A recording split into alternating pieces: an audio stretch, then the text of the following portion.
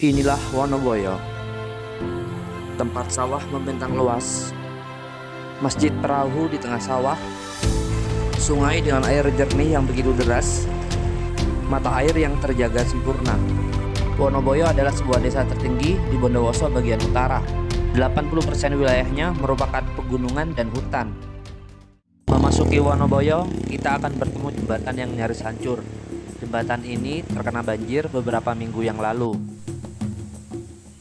Ternyata kawasan ini adalah kawasan KBKT, yaitu kawasan bernilai konservasi tinggi. Penasaran dengan sungainya, saya mencoba masuk ke dalam hutan. Airnya sangat jernih sekali dan sangat segar.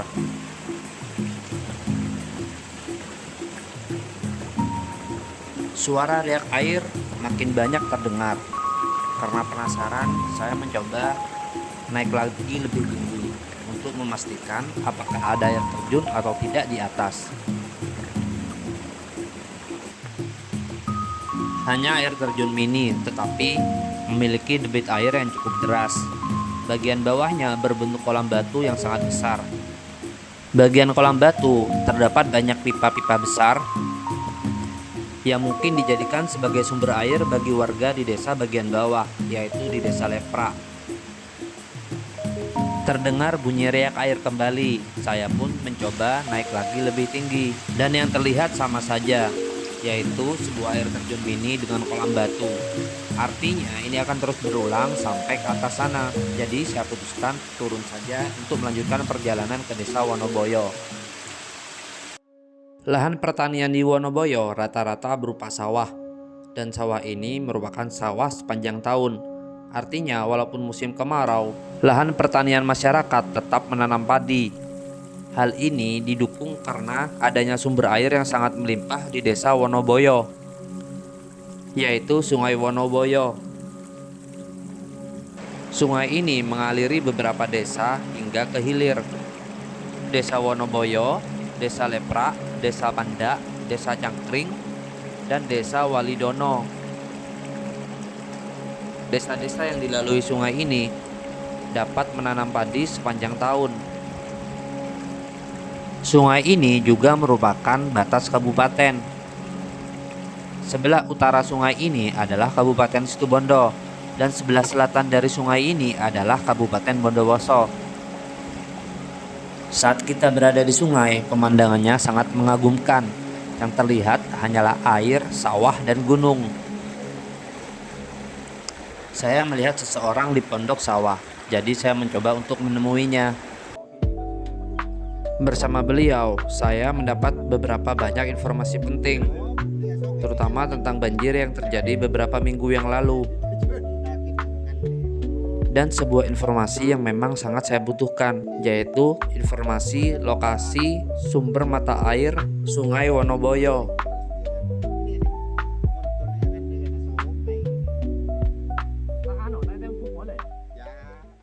Di Wonoboyo jarang sekali lalu lalang kendaraan, atau bahkan bisa dikatakan tidak ada. Jadi yang terdengar adalah suara gemericik air dan suara kicauan burung. Yang terlihat juga hanyalah aktivitas dari masyarakat yang bertani. Dari mulai menjemur jagung, menanam padi, ataupun lalu lalang dari sawah.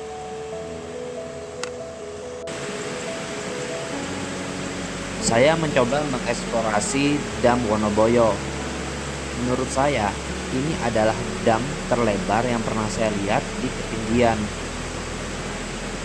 Juga termasuk dam terjernih yang pernah saya lihat, karena rata-rata dam airnya berwarna coklat. Saat saya menaiki pintu air, saya kaget. Saya melihat perahu di tengah sawah. Ya, sebuah perahu.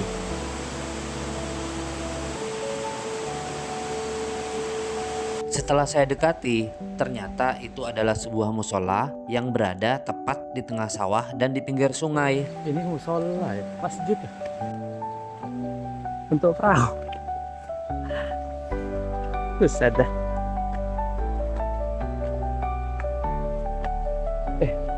Asli baru tahu ya. Pinggirnya sungai.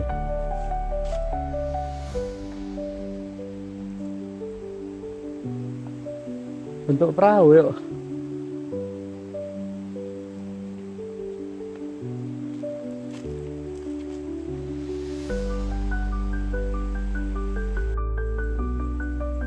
Ini ujung perahunya. Ini pintu musolanya ya. Masjid atau musola. Itu ada kota amalnya. Wih. Presisi ya. Buset dah. Jadi itu gunung, nah, sungai, sawah. Ini masjid apa musola? Oh, musola masjid. Untuk perahu itu ada namanya ternyata.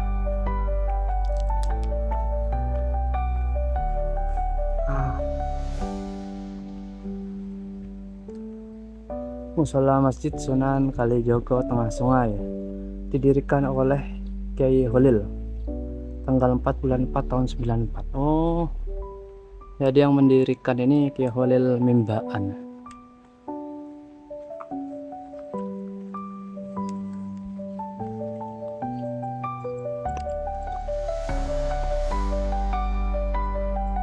Bentuknya perahu. Banyak orang kayaknya. Ini kalau di kota sudah masuk sangkar ya.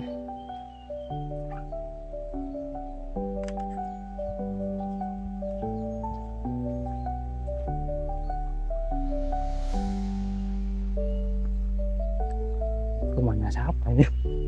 Ternyata rumahnya orang. Aku kira jalan. Epic sekali nih. Wah.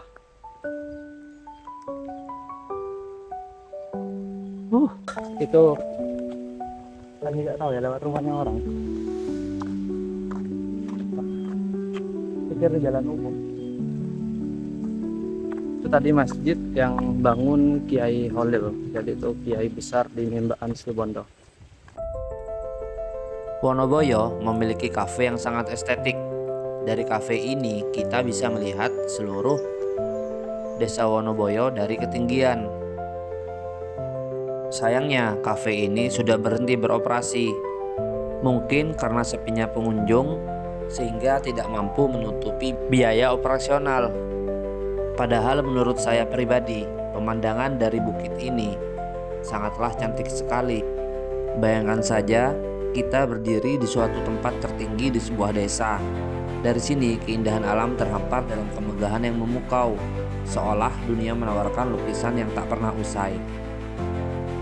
Dari ketinggian ini, pemandangan di bawah terasa begitu hidup, penuh warna dan gerak, menciptakan harmoni yang menyentuh hati dan jiwa. Kemanapun mata memandang, semuanya berwarna hijau sempurna. Dari atas bukit ini juga membawa rasa kebebasan, langit yang luas dan pemandangan yang bebas. Tidak ada suara mesin, tidak ada hiruk pikuk kota, hanya suara alam dan pemandangan yang memanjakan mata. Dari puncak bukit ini, dunia terasa sederhana namun sangat mendalam. Seperti pengingat bahwa keindahan sejati terletak pada hal-hal yang alami dan murni. Keindahan di atas bukit adalah perpaduan antara gerak dan ketenangan. Ada gerakan konstan, angin, pohon, burung, dan sungai. Namun semuanya terasa harmonis, tidak pernah mengganggu. Ada ketenangan dalam luasnya langit dan kokohnya pegunungan yang seolah mengajarkan bahwa alam memiliki ritme sendiri, jauh lebih besar dari kekhawatiran manusia. Di sini waktu seakan melambat. Kita melihat banyak sekali rumah-rumah, banyak sekali orang lalu lalang, tapi sama sekali tidak ada kendaraan bermotor yang melewat. Seolah-olah ini bukan di Bondowoso, ini di suatu tempat yang berbeda. Di bukit ini adalah tempat yang paling cocok untuk melakukan refleksi diri. Karena selain suasananya tenang, di sini juga kita bisa melihat langit dengan begitu luas. Membuat kita menjadi ingat bahwa kita tinggal di tempat yang begitu luas. Akan tetapi, kita hanyalah sesuatu yang kecil. Kita adalah bagian dari sesuatu yang jauh lebih besar. Di ketinggian ini adalah tempat kita untuk belajar rendah hati, untuk menghargai kehidupan dalam bentuknya yang paling sederhana, dan untuk menyadari bahwa keindahan tidak memerlukan kerumitan. Setiap helai rumput yang bergoyang, setiap burung yang terbang, setiap kilau air di sungai adalah bagian dari cerita alam yang telah berlangsung selama ribuan tahun. Setelah cukup lama melakukan refleksi diri, selanjutnya saya akan pergi ke daerah Wonoboyo II, di mana di sana terdapat mata air sumber dari sungai di Wonoboyo. Oh, sungai Bu, di badan ki. Ini menengahnya lebih dari aqua loh. Oke. Ini Berarti kan kafe terus di SD katanya. terus iki. Setibanya di daerah Wonoboyo II, saya langsung takjub sama selokan di sini. Selokannya sangat jernih sekali.